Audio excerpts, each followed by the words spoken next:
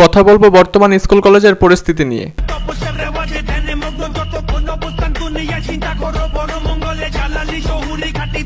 চলো ভাই।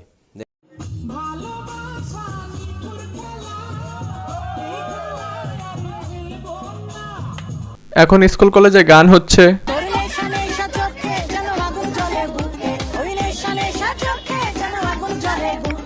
নাচ হচ্ছে,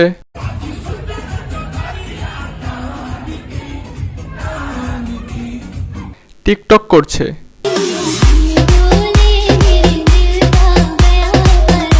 সিগারেট খাচ্ছে, নৌকা পাহাড় তলি যায়, মারামারি করছে,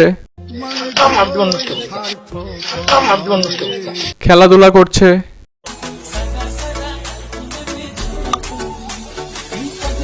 পিকনিকে যাচ্ছে।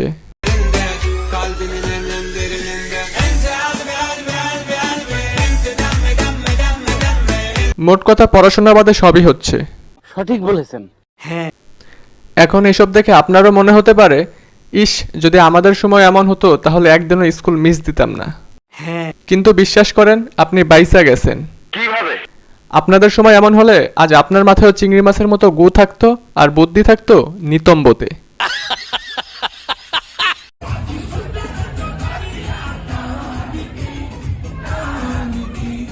শিক্ষাই জাতির মেরুদণ্ড, কিন্তু এরা হচ্ছে জাতির টিউমার, পলিপাস, টনসিল, পাইলস ইত্যাদি। সঠিক বলেছেন।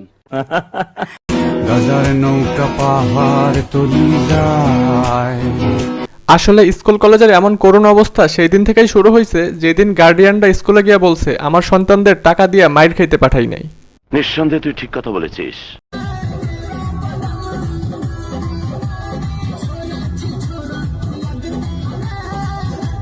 এদের কর্মকাণ্ড দেখে আজ আমার মনে হচ্ছে বেগম রোকেয়ার চাওয়া পাওয়াগুলো হয়তো আজ এদের মাধ্যমে পূর্ণতা পেয়েছে।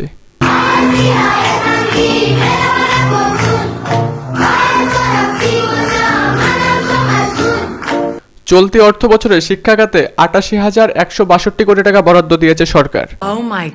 কিন্তু শিক্ষা কই? জানি না। ছাত্ররা শিক্ষকের গায়ে হাত তুলছে। হ্যাঁ,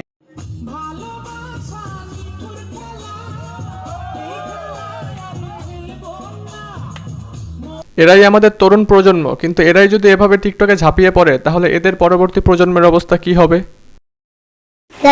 বাবার কাছে শুনেছি, তাদের সময় যদি কোনো শিক্ষক কোনো ছাত্রের দিকে চোখ রাঙিয়ে তাকাতো তাহলে সেই ছাত্রের প্যান্ট ভিজে যেত।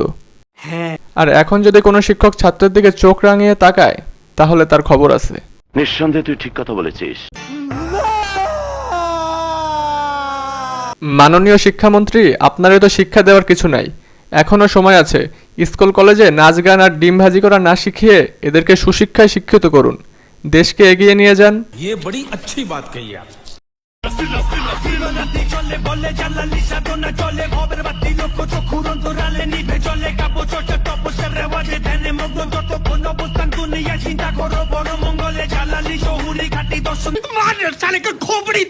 खोपड़ी तोड़ साले का।